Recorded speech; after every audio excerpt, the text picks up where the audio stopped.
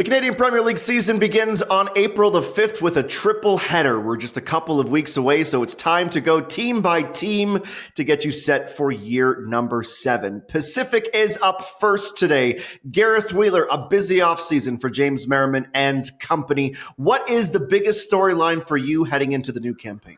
Yeah, coming off what was an extremely disappointing 2024, yet they were still a playoff team some way, somehow, but it wasn't because they had some free-flowing attack. Attacking football, and more specifically goals, were few and far between. They only scored 27 regular season goals in 28 games. That's nowhere near enough. 5th in the Canadian Premier League in expected goals, but it seems like the past 2 seasons has been a case of James Merriman completely shuffling the deck time and time again.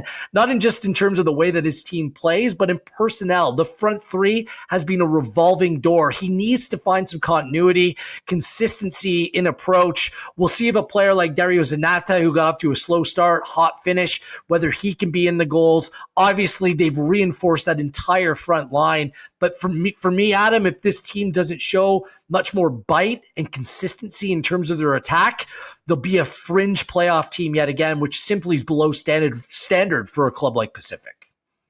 Oliver Platt. Yeah, well, there's not going to be much continuity in terms of the roster, obviously, from year to year. And that, for me, makes them the biggest kind of boom-bust team in the CPL this season. I could see this team improving on last season and being a solid playoff team. I could also see them really struggling if those signings don't hit.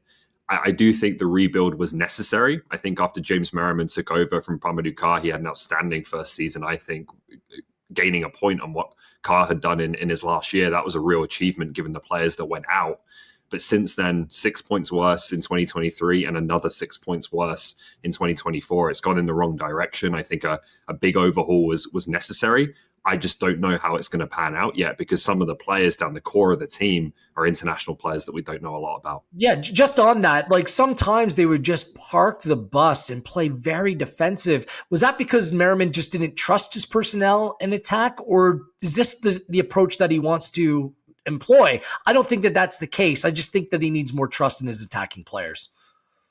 Well, the attacking players are certainly intriguing. There's a lot of them brought in to try to solve the problems. Ollie, of those players, and I guess it doesn't have to be an attacker, who intrigues you the most? I'll go with an attacker, and I'll go with an absolute layup because it's Marco Bustos returning to the CPL and returning to Pacific FC. I think this player obviously left the league as one of the top attacking threats in the Canadian Premier League. He comes back having had that European experience. I think done pretty well there in a difficult place to go. Played plenty of minutes over in Sweden. And I'm intrigued to see how his game has kind of developed, whether he can be even more of a leader for this Pacific team. And then obviously what he'll ultimately be judged upon, the goals and assists that Pacific so badly lacked that primary threat last season. He's got to be that. If he is, they'll be on the right track.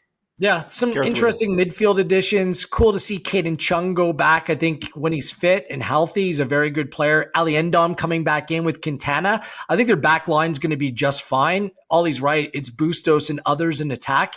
And I'll pick a couple others. Montejano is going to be a very interesting player to watch to see if he can complement, provide some goals where the team simply didn't have last season. Maybe a complementary piece, kind of keeping Zanatta honest in terms of his approach, but it's maybe on the other side of the flank. And Ronan Krat, I think we saw him play for York United a couple seasons ago when he burst onto the scene, scored twice in 14 games. Since that time, has spent time in Germany, scored 9 goals in 22 for Werder Bremen 2, and seems to be a decent enough prospect. Like, his work rate is exceptional. He can provide some goals as well. And at just 21 years of age, I mean, for me, the age is right. They need to rely upon some young players a little bit more, kind of like they did in the midfield with Sean Young, and go through the growing curve with him. I think that Crack can really bring some energy, much needed energy to this side, and maybe provide that counterbalance that Bustos provides. Ronan Krat on a 2-year guaranteed contract with a club option for 2027. I promise to get all of my Zabumafu material out on week 1, and then we'll leave it alone for the rest of the season. We will see them for the first time against Valor. It is a 4 p.m. Pacific time start right here on One Soccer.